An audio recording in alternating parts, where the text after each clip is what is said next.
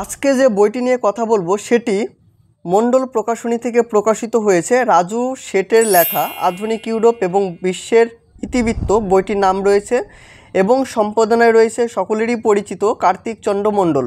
বইটি মূলত এমসিকিউ ভিত্তিতে বইটি তোমরা দেখতে পাবে। 1789 থেকে 1945 খ্রিস্টাব্দ পর্যন্ত এই বইটিতে রয়েছে। 5000 প্লাস এমসিকিউ টোটাল তোমরা এই বইটির ক্ষেত্রে পাবে। প্রথম যেটা কভারটা তোমরা একটা কালারফুল হিসাবে কিন্তু পেয়ে যাচ্ছ এবং বইটির যেটা থিকনেস অনেকটাই কিন্তু চওড়া এবং মোটা একটা বই, যেহেতু 5000 প্লাস এমসিকিউ রয়েছে। এবং বইটির যদি ব্যাকসাইডটা তোমাদের দেখাই, বইটির ব্যাকসাইড ঠিক এইরকম। বইটির দাম রয়েছে 499 টাকা। কেউ যদি এই বইটা অনলাইন থেকে পারচেস করো সেক্ষেত্রে অনলাইনের যে পারচেস লিঙ্ক রয়েছে সেটি আমি আমার ডেসক্রিপশনে দিয়ে রাখছি, সেখান থেকে তোমরা পারচেস করতে পারো। বা যদি মনে করো যে আমি যেই দোকান থেকে মূলত বইগুলো সংগ্রহ করে থাকি সেই দোকান থেকে তোমরা নেবে, সেখানেও কিন্তু বাড়িতে বসে তোমরা অনলাইনে অফলাইনে দুটোভাবেই পারচেস করতে পারো। আমি দোকানদারের নাম্বারটা আমি দিয়ে রাখছি, তোমরা একটু যোগাযোগ করে নিও। বইটির যে মূলত বৈশিষ্ট্য যদি বলি, বৈশিষ্ট্য দেখতে পাবে বইটিতে আধুনিক ইউরোপ এবং বিশ্বের বিভিন্ন ঘটনা সংক্ষিপ্তকারে বিবৃত হয়েছে। বইটির প্রতিটি অধ্যায়ের বিভিন্ন প্রয়োজনীয় ছক, শব্দার্থ, সময়ানুক্রমিক তালিকা অন্তর্ভুক্ত রয়েছে, যা পরীক্ষার্থীদের বিশেষভাবে সহায়তা করবে। বইটিতে বিষয়ভিত্তিক বহু নৈর্ব্যক্তিক প্রশ্নাবলী এবং সমাধান বিবৃত করা হয়েছে। বইটিতে বিগত বছর এবং পরীক্ষার প্রশ্ন উত্তরগুলি অধ্যায় অনুযায়ী দেওয়া হয়েছে। বইটিতে গুরুত্বপূর্ণ বিষয় জ্ঞান আরোহণের জন্য জ্ঞানান্বেষণ নামক ক্ষেত্রটি অবতারণ করে বিস্তারিত আলোচনা হয়েছে। এই গেল বইটির মূল বৈশিষ্ট্য। তাহলে এখন টপিকগুলো নিয়ে আলোচনা করছি। তার আগে বলি, তোমরা যারা চ্যানেলে নতুন রয়েছো তারা অবশ্যই সাবস্ক্রাইব করে দিও এবং নোটিফিকেশন অন করে দিও, কারণ যখনই আমি ভিডিও আপলোড করব পরবর্তীতে তোমাদের কাছে কিন্তু খুব সহজেই পৌঁছে যাবে। তো সকলেই চ্যানেলটি সাবস্ক্রাইব করে দিও এবং যদি মনে করো যে আমাদের টেলিগ্রাম গ্রুপে জয়েন হবে সেক্ষেত্রেও ডেসক্রিপশনে কিন্তু টেলিগ্রাম গ্রুপের লিঙ্ক দেওয়া থাকবে, তোমরা সেখান থেকে অনায়াসে জয়েন হয়ে যেতে পারবে। তো সকলেই ঝটপট জয়েন হয়ে যেও। দেখো, মণ্ডল প্রকাশনী থেকে আপকামিং যে সমস্ত বইগুলো বেরোবে সেটা রয়েছে প্রাইমারির ক্ষেত্রে, এবং এই বইটি কিন্তু কিছুদিন আগে প্রকাশিত হয়েছে। WBSSC গ্রুপ সি এবং গ্রুপ ডির একটি বই, গাইড বই বলা চলে। তো এই বইটির যে রিভিউ আমি কিন্তু ইতিমধ্যে আমার এই চ্যানেলে করেছি। তোমরা যদি মনে করো সেই ভিডিওটা দেখবে তাহলে অবশ্যই চ্যানেলে ভিজিট করে এই ভিডিওটা তোমরা দেখে এসো। বইটা কিন্তু অনেকটাই হেল্পফুল হবে যারা গ্রুপ সি এবং গ্রুপ ডির প্রিপারেশন নিচ্ছ বা তোমরা পরীক্ষা দেবে, তো সেক্ষেত্রে ভিডিওটা তোমরা অবশ্যই দেখো।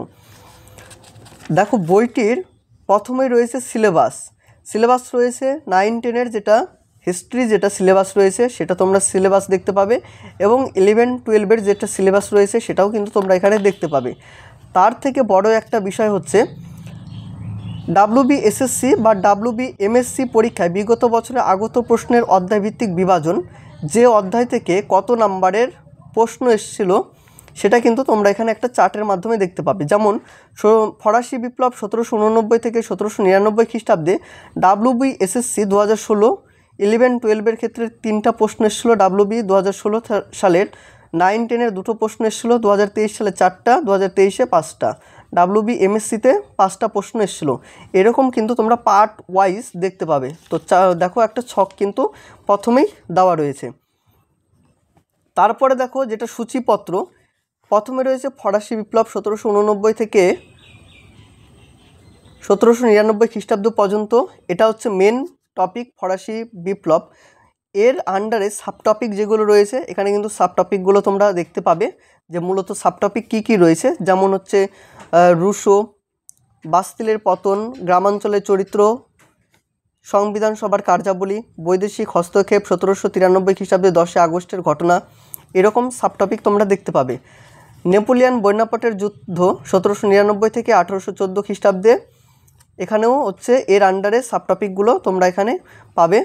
ফরাসি বিপ্লবের পরবর্তী সময় ইউরোপের রক্ষণশীলতা, এখানেও সাবটপিকগুলো রয়েছে। 4 নম্বর যেটা অধ্যায় রয়েছে সেটা হচ্ছে জাতীয়তাবাদী উদারতন্ত্র 1830 এর জুলাই এবং 1848-এর ফেব্রুয়ারি বিপ্লব। 5 নম্বর অধ্যায় রয়েছে ফ্রান্সে প্রজাতন্ত্র এবং দ্বিতীয় সাম্রাজ্য 1848 থেকে 1870 খ্রিস্টাব্দে। 6 নম্বর 19 শতকের নিকট প্রাচ্য সমস্যা। প্রথম বিশ্বযুদ্ধ ও 1919 খ্রিস্টাব্দের শান্তি সম্মেলন, দ্বিতীয় বিশ্বযুদ্ধ 1939 থেকে 45 খ্রিস্টাব্দের সাবটপিকগুলো রয়েছে। শেষে রয়েছে প্র্যাকটিস সেট, নবম, দশম এবং একাদশ শ্রেণীর জন্য তোমরা এখানে দুটো প্র্যাকটিস সেট পেয়ে যাচ্ছ। পাঠ্যসূচি দেখো, নবম, দশম এবং একাদশ দ্বাদশের ক্ষেত্রে যে পাঠ্যসূচি রয়েছে প্রথমে রয়েছে। তো ফার্স্ট অধ্যায় যেটা রয়েছে সেটা হচ্ছে ফরাসি বিপ্লব 1789 থেকে 1799 খ্রিস্টাব্দে। যে কী প্রশ্ন, যেমন প্রথমটা রয়েছে প্রাক বিপ্লবকালীন ফ্রান্সের রাজতন্ত্রকারী বংশ কোনটি। এখানে অনেকগুলি অপশন রয়েছে, 4টা, যেটা উত্তর হবে তোমরা সেটা করবে। ব্রিটিশ অর্থনীতিবিদ অ্যাডাম স্মিথ তার লেখা কোন গ্রন্থকে ফ্রান্সকে ভ্রান্ত অর্থনীতি জাদুঘর আখ্যা দেন? ফ্রান্সকে রাজনৈতিক কারাগার আখ্যা দেন কে? আমার ইচ্ছায় আইন একথা কে বলেছিলেন? আমার মৃত্যুর পর ফ্রান্সে প্রলয় নামবে এই উক্তিটি করেন ফরাসি সম্রাট কে? তারপরে দেখো পাঠযোগ্য সূচনা বলে একটু তোমরা ডেসক্রিপটিভ আকারে এই ছকগুলো বা তোমরা এই প্যাটার্নে কিন্তু পেয়ে যাচ্ছ। এটা কিন্তু ডেসক্রিপটিভেই তোমরা এটা পাবে। তো প্রত্যেকটি পেজেই এরকম তোমরা বিষয়গুলো দেখতে পাবে।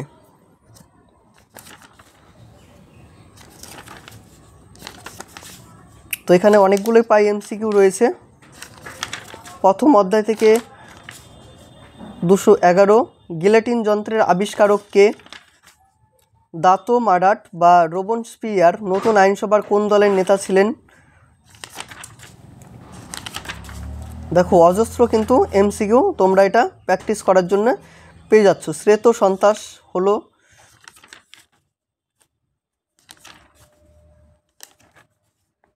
টোটাল এখানে 424টা এমসিকিউ রয়েছে ফার্স্ট অধ্যায় থেকে, যেটা উত্তর হবে শেষে কিন্তু উত্তরমালাটাও তোমরা এখানে দেখতে পাবে। তারপর দেখো ফরাসি বিপ্লব থেকে কিছু এখানে ডেসক্রিপটিভ যেটা আমি বলেছিলাম পাচ্ছ, যেমন ওশিয়া রেজিম তার সম্পর্কে এখানে বলা রয়েছে। ইন্টেন্ডেন্ট, ফার্স্ট অ্যাটেস্ট, টেনিস কোর্টের শপথ, গিলোটিন যন্ত্র, টিপু সুলতান এবং জ্যাকোবিন ক্লাব। প্রাক বিপ্লব এবং ফরাসি সমাজ যেটা কাঠামো রয়েছে সেই কাঠামোটা এখানে একটা চার্টের মাধ্যমে দেওয়া রয়েছে। ফরাসি বিপ্লব কেন্দ্রিক গ্রন্থ এবং লেখকগণ যেগুলো রয়েছে তাদেরও এখানে চার্টের আকারে নামগুলো পেয়ে যাবে, যেমন লেখক, রচয়িতা বা রচিত গ্রন্থাবলী। দেখো প্রথম অধ্যায় থেকে তোমরা কতগুলো পেয়ে যাচ্ছ, এক তো অনেকগুলো এমসিকিউ পেয়ে যাচ্ছ প্র্যাকটিস করার জন্য। তারপর এইরকম ডেসক্রিপটিভ যেগুলো মেন টপিকগুলো রয়েছে সেটাও তোমরা পাচ্ছ। বিগত বছরের এসএলএসটি পরীক্ষার সময় আগত প্রশ্নোত্তর যেটা রয়েছে 2016 সালের প্রশ্ন রয়েছে, 2016 সালের 9, 10, 11, 12, 2023 সালের ওয়েস্ট বেঙ্গল মাদ্রাসা সার্ভিসের পরীক্ষাটা যেটা হয়েছিল সেটা প্রশ্ন রয়েছে, এটাও মাদ্রাসা সার্ভিস 2023-এর 9, 11, 12-এর। দ্বিতীয় রয়েছে নেপোলিয়ান বোনাপার্টের যুদ্ধ বা নেপোলিয়ান বোনাপার্টের যুগ 1799 থেকে 1814 খ্রিস্টাব্দে। এখানেও ঠিক একই এরকম তোমরা প্রশ্নোত্তরগুলো দেখতে পাবে।